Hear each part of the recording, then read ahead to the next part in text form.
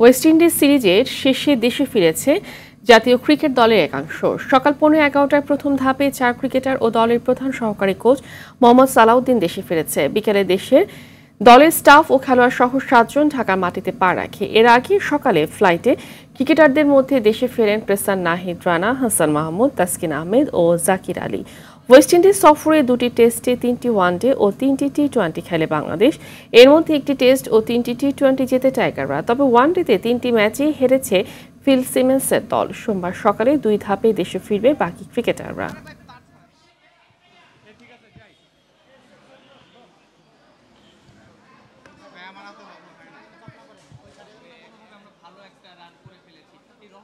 আমার কাছে মনে হয় যে ছেলেরা এখন একটু খেলাটা দায়িত্ব নিয়ে খেলাটার অভ্যাস করতেছে।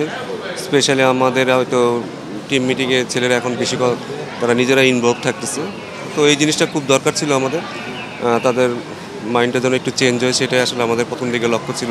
তারা যেন দায়িত্ব নিয়ে খেলে এবং সেটা তারা কীভাবে করতে পারে তার জন্য হয়তো আমার কাছে মনে হয় যে হেড কোচ অনেক ফ্রিডম দিয়েছে যে তাদের চিন্তাভাবনার পরিবর্তন যেন তারা করতে পারে। তো সেই কারণে আমার মনে হয় যে তারা একটু সফল হচ্ছে। ভবিষ্যতে ইনশাল্লাহ হয়তো আর একটু বেটার হতে পারে।